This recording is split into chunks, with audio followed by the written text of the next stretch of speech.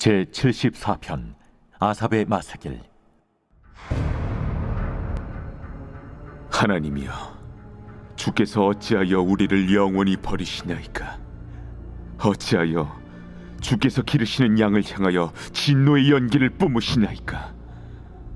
옛적부터 얻으시고 속량하사 주의 기업의 지파로 삼으신 주의 회중을 기억하시며 주께서 계시던 시온산도 생각하소서.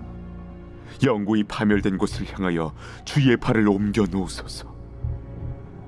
원수가 성소에서 모든 악을 행하였나이다. 주의 대적이 주의 회중 가운데서 떠들며 자기들의 깃발을 세워 표적으로 삼았으니 그들은 마치 도끼를 들어 삼림을 베는 사람 같으니이다.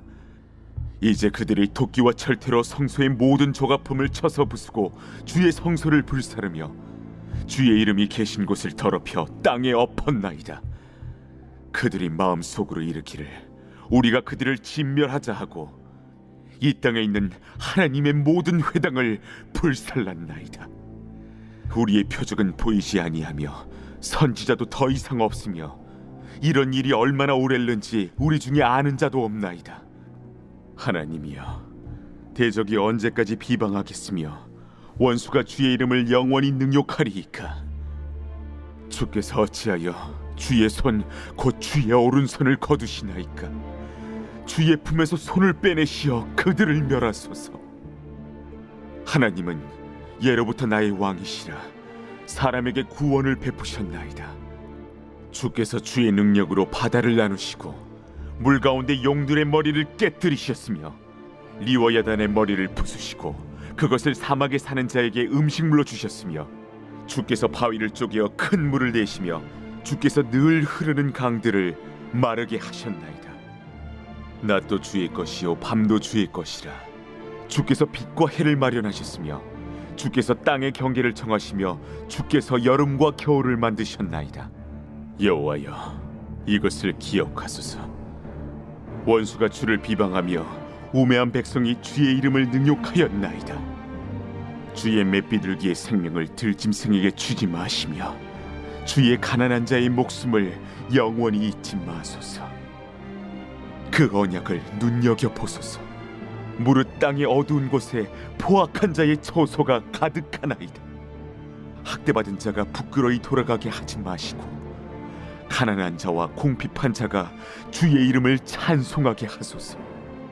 하나님이여, 일어나 주의 원통함을 푸시고 우매한 자가 종일 주를 비방하는 것을 기억하소서.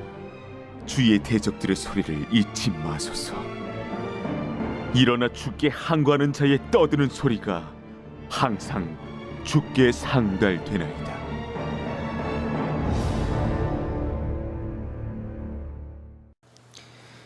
오늘 시편 74편은 이스라엘 민족이 이방 침략으로 인해서 예루살렘 성과 성전이 회파되고 민족적인 비극을 목도하는 시인이 하나님 앞에 탄식하고 또 구원을 호소하는 민족 애가시입니다.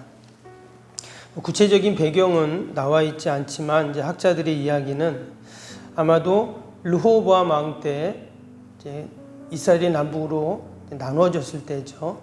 그때 애굽 왕 시삭이 이스라엘을 침공했을 때의 그러한 배경이다라고 이야기하고, 또 어떤 학자들은 아니다, 바벨론 포로 때 이스라엘 백성들이 예루살렘이 멸망해서 낙심 가운데 있을 때 지었던 그런 시다라고도 말하고, 또 어떤 학자들은 신구약 중간사 시기 때 이제 수리아라는 나라가 수르바벨 성전이죠. 그것을 회파하고 또 이스라엘 민족을 힘들게 했던 그때다라고도 이제 이야기를 합니다. 여러 가지 학설이 있는데 아무튼 이스라엘이 지금 어려움을 당하고 나라가 다 황폐화되고 성전이 무너지고 이런 때를 지금 배경으로 해서 이 시편이 지어졌습니다. 쭉 우리가 말씀을 들었지만 상당히 신앙적인 고뇌 또 갈등, 왜 하나님께서 이처럼 하나님의 택한 민족이 어려움을 당하고 또 저 이방 민족들이 하나님을 비방하고 왜 하나님은 저들을 그냥 가만두십니까? 이런 이야기들을 하는 것들이 지금 이렇게 나옵니다. 우리 1절부터 그렇게 나오죠. 1절에 한번 보시면 시작이 이렇습니다. 하나님이여 주께서 어찌하여 우리를 영원히 버리시나이까. 하나님 왜 우리를 이처럼 버립니까? 지금 이런 얘기를 고백을 하고 있어요. 뭐 살다 보면 우리가 어려운 일도 있고 뭐 뜻하지 않은 재앙도 있고 뭐 그런데 성경에서 말하는 가장 큰 비극, 가장 큰 재앙은 무엇인가? 그것은 바로 하나님께 버림받는 사건입니다. 뭔가를 버렸다는 것은 이제 더 이상 쓸모없다, 뭐 이제 끝났다 이런 뜻이잖아요. 우리가 살다 보면 뭐 비가 오는 날도 있고 해가 뜨는 날도 있고 또 따뜻한 날이 있고 추운 날이 있고 밤이 있으면 낮이 있고 분명히 이런 법인데 지금 이 시편 기자는 뭐라고 말했냐면 영원히 버리시나이까 이렇게 지금 고백을 하고 있습니다. 하나님께 버림받았다 이렇게 지금 생각을 하고 있는 겁니다. 근데 우리가 이 구절을 이렇게 묵상하다 보면 생각나는 구절이 있어요. 뭡니까? 예수님이 십자가에 달리셨을 때도 이런 고백을 하셨죠. 나의 하나님 어찌하여 나를 버리십니까? 이렇게 예수님도 십자가에서 고백을 하셨습니다. 그만큼 지금 큰 고통에 있다, 낙심에 있다는 것을 이야기를 하고 있습니다. 그럼 왜 이 시편 기자는 하나님께 자신이 버림받았다고 생각을 했는가? 5절에서 8절을 한번 보겠습니다. 5절에서 8절을 보면 그들은 마치 도끼를 들어 살림을 베는 사람 같으니이다. 이제 그들의 도끼와 철퇴로 성소의 모든 조각품을 쳐서 부수고 주의 성소를 불사르며 주의 이름이 계신 곳을 더럽혀 땅에 엎었나이다. 이스라엘 백성들이 자신들의 생명보다 더 귀하게 여긴 것이 있었습니다. 그것은 바로 하나님이 거하시는 성전이었죠.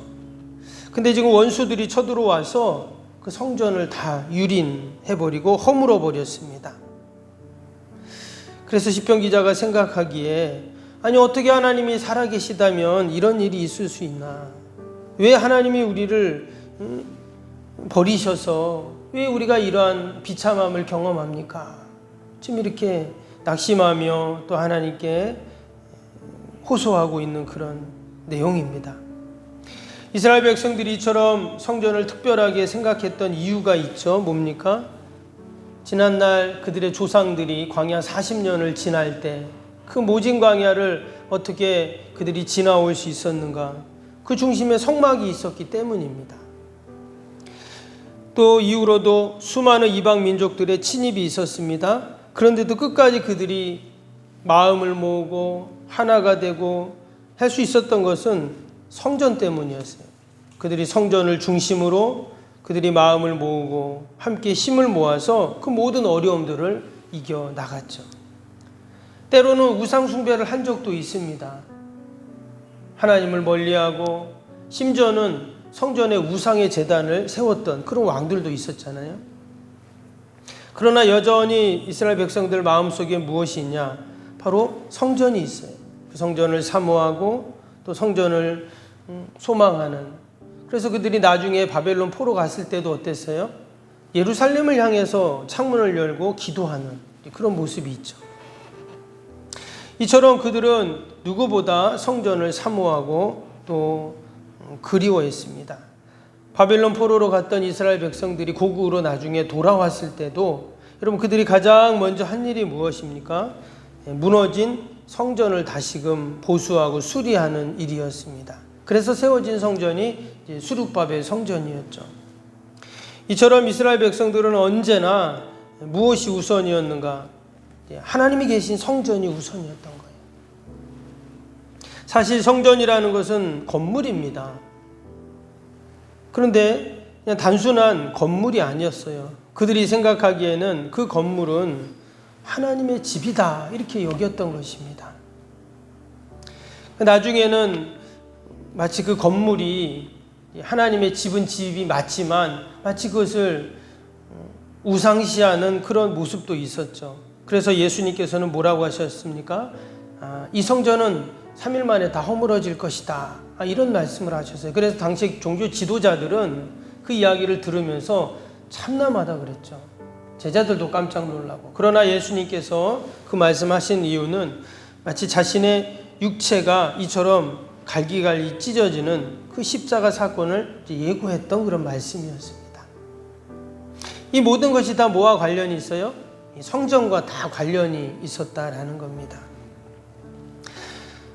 여러분, 우리 성전에 대한 우리 성도들의 마음도 마찬가지입니다. 우리가 성전을 늘 하나님의 집으로 여기고 하나님이 계신 처소로 우리가 여길 때 여러분, 우리의 마음이 어떻습니까? 늘 성전을 사랑하는 마음, 또 내가 교회 올 때마다 내가 하나님을 만나러 간다라는 그러한 마음이 우리 가운데 생기죠. 그러한 신앙이 우리에게 생깁니다. 때문에 우리 믿는 자들에게는 성전은 아주 특별한 곳입니다. 근데 그런 성전이 오늘 74편 보니까 성전이 무너지고 회파되는 것을 보면서 너무나 가슴이 아팠던 것이죠. 예전에 성지순례 갔을 때 거기 보니까 지금은 성당이지만 예전에 지어졌던 그 성당 교회에 들어가는 출입문이 조그맣더라고요. 그래서 어떻게 이렇게 조그맣게 큰 이 성당 교회에 이렇게 출입문이 작은가 알고 봤더니 예전에 이슬람들이 막 쳐들어왔잖아요. 성지에 쳐들어왔을 때 그 성전에 말을 타고 들어왔답니다. 근데 힘이 없으니 그들에게 다 무너지고 다 그들의 이제 패배하고 말았는데, 나중에 지나고 나서 더 이상 또 우리가 이런 수모를 당하면 안 되겠다라고 해서 성전 문에다가 벽돌을 싸가지고 사람만 고개 숙이고 간신히 들어갈 수 있게 그렇게 만들어 놨더라고요. 여러분, 우리 하나님의 택한 백성들, 성전이 하나님의 처소이고 집으로 여기는 우리들이 이처럼 성전이 무너지고 회파되는 그런 모습을 보면서 얼마나 가슴이 아픕니까? 근데 거기에만 머무는 것이 아니에요. 9절 10절 한번 보니까 어떻습니까? 9절 10절 보시면 우리의 표적은 보이지 아니하며 선지자도 더 이상 없으며 이런 일이 얼마나 오랬는지 우리 중에 아는 자도 없나이다. 하나님이여 대적이 언제까지 비방하겠으며 원수가 주의 이름을 영원히 능욕하리이까. 여기 9절에 보니까 뭐라고 그랬냐면 선지자도 더 이상 없으며 이런 말이 나왔어요. 하나님의 뜻을 전해주고 또 하나님의 말씀을 전해주고 또 백성들을 위로하는 그 선지자들이 지금 다 죽고 없어진 겁니다. 더 이상 하나님의 뜻을 들을 데가 없는 거예요. 이것이 더 큰 절망이었다는 것입니다. 여전히 대적자들은 하나님을 비방하고 능욕합니다. 이제 이 시편 기자는 더 이상 참을 수 없어서 하나님 앞에 탄식하고 또 탄식을 하고 있는 것이죠. 근데 오늘 이 74편의 기자가 한 가지 기도하는 것이 있습니다. 무엇을 기도하는가? 하나님께 절규하듯 기도하는 내용이 있어요. 오늘 18절 다시 한번 볼까요? 18절 보시면 여호와여 이것을 기억하소서. 원수가 주를 비방하며 우매한 백성이 주의 이름을 능욕하였나이다. 19절도 한번 볼까요? 주의 맷부들기의 생명을 들짐승에게 주지 마시며 주의 가난한 자의 목숨을 영원히 잊지 마소서. 또 밑에 22절 23절에도 보면 기억하소서, 잊지 마소서. 지금 하나님께 하나님 좀 기억해 주십시오, 잊지 말고 좀 절 기억해 주세요 라는 그런 기도를 지금 하고 있어요. 지금 이 절망의 순간, 낙심의 이 상황 속에서 하나님께 무엇을 기도했는가? 하나님께 좀 하나님 저를 기억해 주세요, 하나님 저를 잊지 마세요, 이런 기도를 하고 있어요. 앞에서 나왔죠. 하나님 왜 버리십니까? 이런 탄식을 했잖아요. 그러면서 그의 마음속에 오직 하나님께 자신이 간구할 건 딱 하나라는 거예요. 하나님 저를 기억해 주세요, 하나님 저를 잊지 마세요. 저는 이 말씀을 이렇게 묵상하면서 어제 저녁 때 묵상하면서 하나님 우리 자녀들을 잊지 마세요, 우리 부모님을 잊지 마세요, 우리 석병교회를 하나님 잊지 마시고 우리 인생을 하나님 기억해 주세요. 이런 기도가 나오더라고요. 여러분, 하나님이 기억해 주시고 하나님이 잊지 않으시면 그건 되는 거거든요. 내가 아무리 잘하고 아무리 잘나고 아무리 노력해도 여러분 소용이 없어요. 내가 열심히 해갖고 어떤 일이 이루어지고 문제가 해결되면 뭐가 걱정입니까? 내가 열심히 하면 되는 건데. 근데 때로는 내가 열심히 하고 해도 안 될 때가 있더라.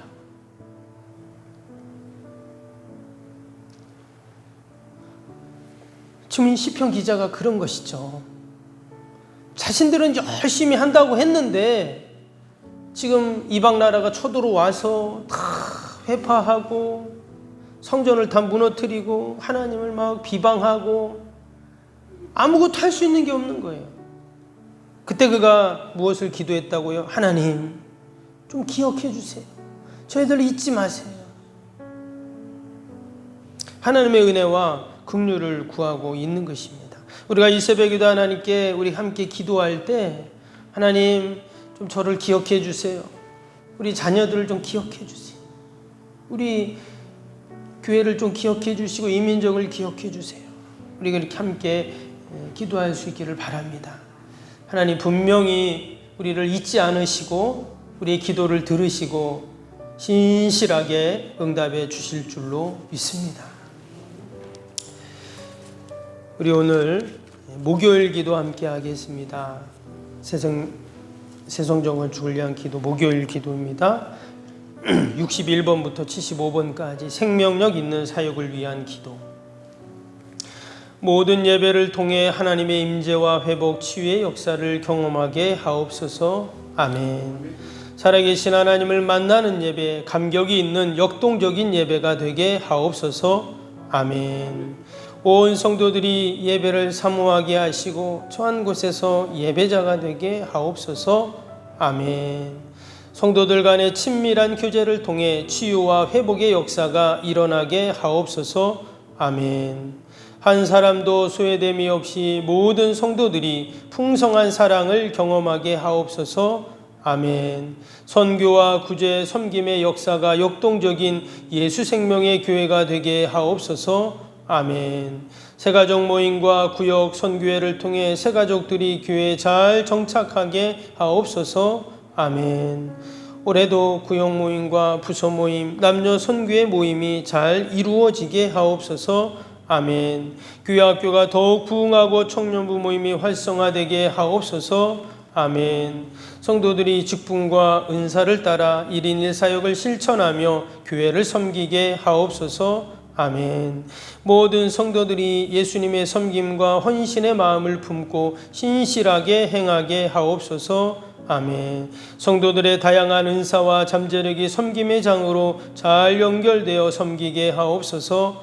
아멘. 성도들이 영혼권에 대한 마음을 품고 전도세상자를 위해 기도하게 하옵소서. 아멘. 모든 성도들이 복음의 가치를 알고 복음의 씨앗을 뿌리는 삶을 살게 하옵소서. 아멘. 매주 새가족이 등록하게 하시고 교회의 믿음의 뿌리를 잘 내리게 하옵소서. 아멘. 예수님의 이름으로 기도합니다. 아멘.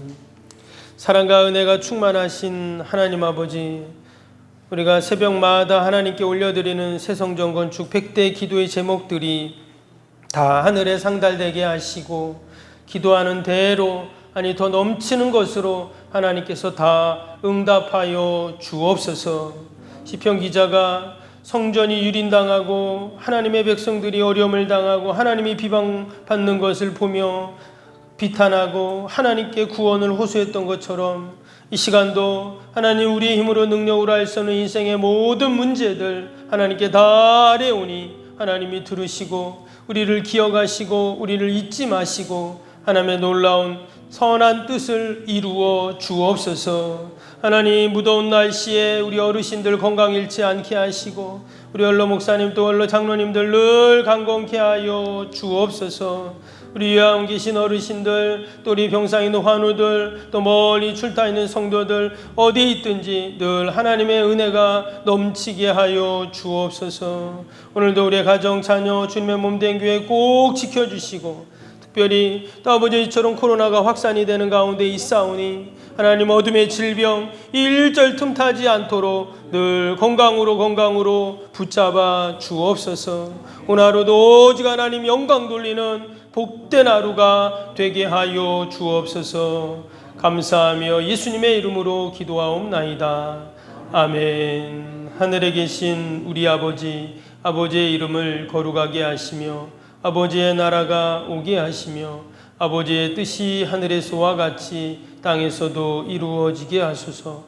오늘 우리에게 일용할 양식을 주시고 우리가 우리에게 잘못한 사람을 용서하여 준 것 같이 우리 죄를 용서하여 주시고 우리를 시험에 빠지지 않게 하시고 악에서 구하소서.